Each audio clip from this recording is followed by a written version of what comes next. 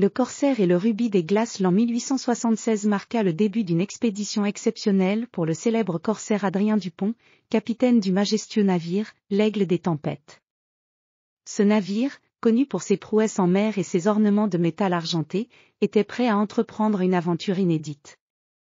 Le capitaine Dupont, un homme au regard perçant et à la barbe soignée, avait entendu parler d'un rubis légendaire, appelé le « Rubis des Glaces ».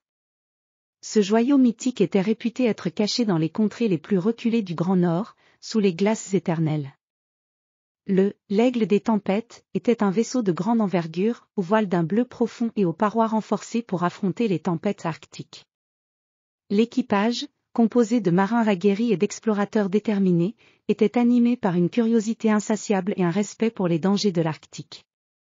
Le capitaine Dupont, en uniforme de corsaire orné de fils d'or et coiffé de son tricorne décoré d'une plume, dirigeait son équipage avec une autorité bienveillante.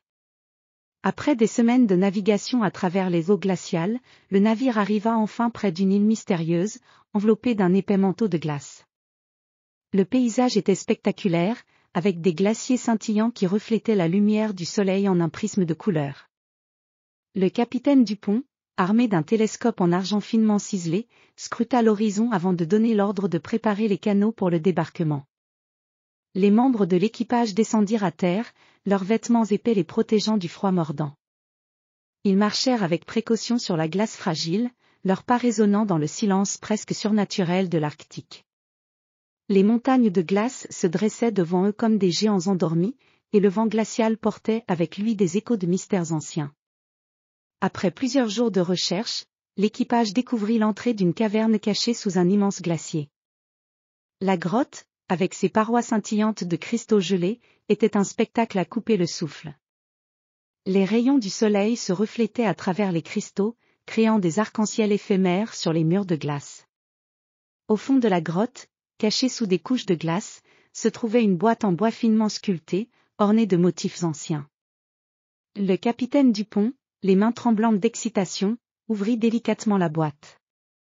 À l'intérieur reposait le rubis des glaces, un joyau d'une beauté inégalée. Le rubis, d'un rouge profond, semblait capturer la lumière de la grotte, émettant une lueur chaude et envoûtante.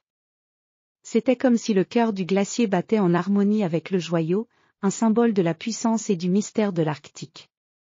Alors que le capitaine Dupont et son équipage se préparaient à quitter la grotte, ils entendirent un grondement sourd. Le glacier, perturbé par leur présence, commença à craquer et à se déplacer. La caverne se mit à trembler, et des fissures se formèrent dans les parois de glace. Les membres de l'équipage, réalisant le danger imminent, se précipitèrent pour quitter la grotte.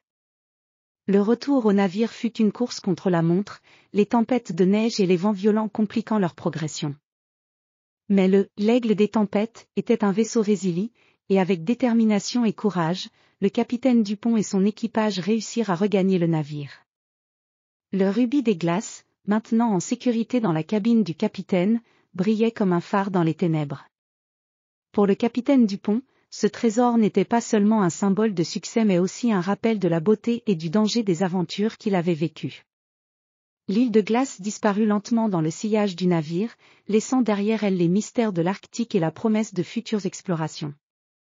Ainsi, l'Aigle des Tempêtes reprit sa route à travers les vastes océans, prêt pour de nouvelles aventures, tandis que le Rubis des Glaces, précieusement gardé, rappelait à tous l'ardeur du corsaire et les mystères encore à découvrir dans les confins du monde.